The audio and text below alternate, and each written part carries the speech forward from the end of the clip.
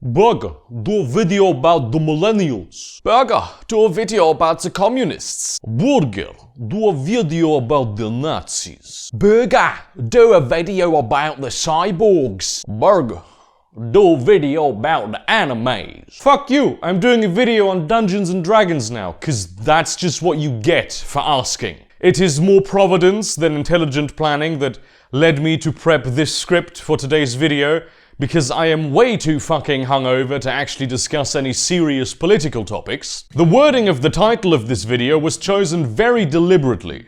Normally, you'd expect some clickbaity shit, like, D&D is objectively the worst game of all time, and I hate it more than I hate Osama bin Laden and my dad died in 9/11. But you shall find no such thing here. Also, this video is not going to be about how D&D is super SJW and how Wizards of the Coast is a disgusting and unethical corporation.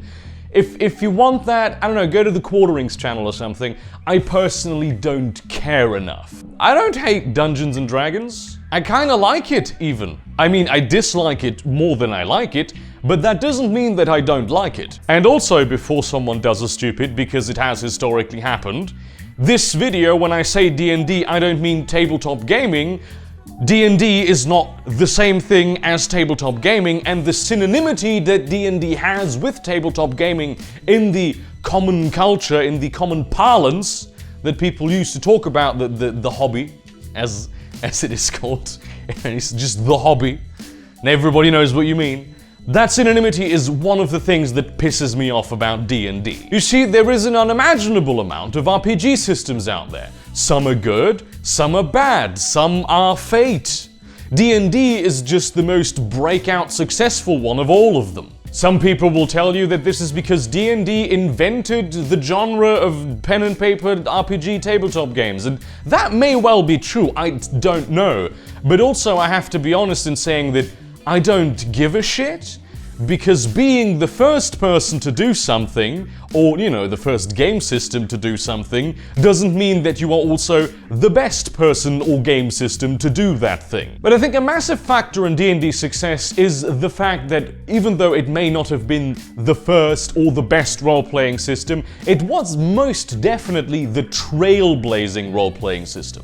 The one that drew in socially awkward outcasts that nobody wanted anything to do with, and convinced them that yes, this is a good thing that you can do. And then eventually, the socially awkward outcasts that nobody wanted anything to do with managed to convince the rest of the world that tabletop RPGs are kind of really good, and maybe you should try it out. And then all of them followed them into D&D. Because imagine the world of imagination. You can literally play any character in any setting that you could dream up in your head. The only thing you need is to be able to describe it with words. Why the fuck is everyone playing the same genre? It's the nostalgia factor, innit? From its position as the first very popular RPG system, it's the first contact that many people had with this hobby, right? To them, this is their first character, their first adventuring party when it was all magical and mystical and, oh, I can do whatever I want. This is playing with their childhood friends in simpler, better times. It's the comforting smell of home and cookies that mum baked that don't have weed in them like they do now because mum became a hippie, right? That is what D&D is to them. For the record, playing tabletop games while high on psychoactive substances is advanced drug user territory. Don't use it as your first trip. Don't do that. The monsters, the races, the classes, they are all evocative, archetypal even, to the simpler, better time they spend with their childhood friends around the childhood table doing childhood things. And you know what? Good for them, right? If you enjoy D&D and you enjoy it the way you've always enjoyed it, and you don't feel the need to delve deeper into the recesses of human imagination, that's great, man. Or man-ess. Many people even do explore other RPG systems and then eventually return to D&D. And some will argue that this is evidence that D&D is objectively the goodest, but I would attribute it to the massive popularity of D&D among people who play the hobby as is, and also the aforementioned nostalgia factor. Because for all the tabletop freedom that D&D offers, it also has limitations that have become so deeply ingrained in the minds of players that they stop them from actually discovering the vastness that the tabletop hobby has to offer. And its success has imposed limitations into the mind of other people who design other game systems, where they either are too much like D&D to even be worth existing, or make a point of not being like D&D to an extent that they do all the things wrong that D&D did right, just because they don't want to be D&D very hard.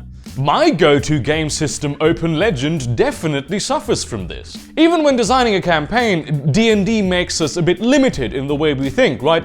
It's always the weak person to big, powerful hero type story. And this is an archetypal story of humanity found in every mythology and every culture, but it's hardly the only interesting story that can possibly be told. There's plenty of stories where the power levels of the characters don't even change much or at all, and some where they even change into the negative. You know, I had this whole section prepared here where I talk about the development of the power level of Tony Soprano, but then I realized what I was doing. It's a dramatic and highly character-driven style of storytelling that is something I find RPGs are brilliant for. But D&D and all it has influenced strongly discourage players from actually exploring those types of narratives, not because they have been built with the exclusion of them in mind, but because they were streamlined for a different purpose entirely. It's in the rules! A level 20 character, he's just basically godlike.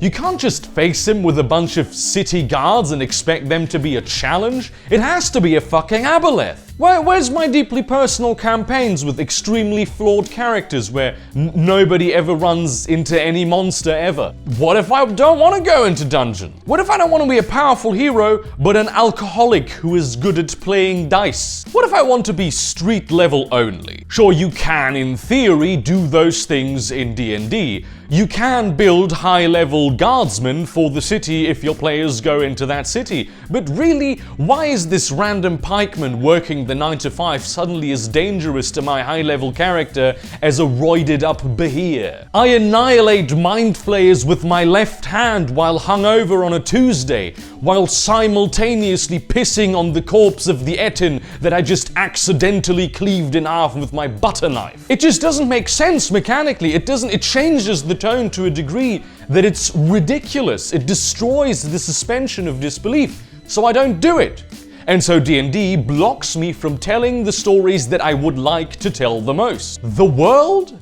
Who the fuck is that? I don't give a shit. I've been saving the world for as long as I can remember having narratives in my life. I want to do something that I actually care about, and though D&D can do that, the system is just built in a manner so different that I ask myself, why bother? Sure, you can implement extra floor systems, you can have a group that understands and strives for dramatic tension. You can also play D&D in a sci-fi or an urban fantasy setting, but at that point you will have to hack the system to a degree that it's barely recognizable as Dungeons and Dragons. So at that point you might as well be playing a different game system altogether. But a lot of people don't do that because it's not D&D, and D&D is convenient, and they understand it, and it makes sense to them, so why do anything else? Also, and this is a very important factor, a lot of people want the small muscles to big muscles, no drama, I am hero good man with banter type game. And that's fine, if you like it. Remember, this is a video about why I dislike D&D, not why D&D is bad.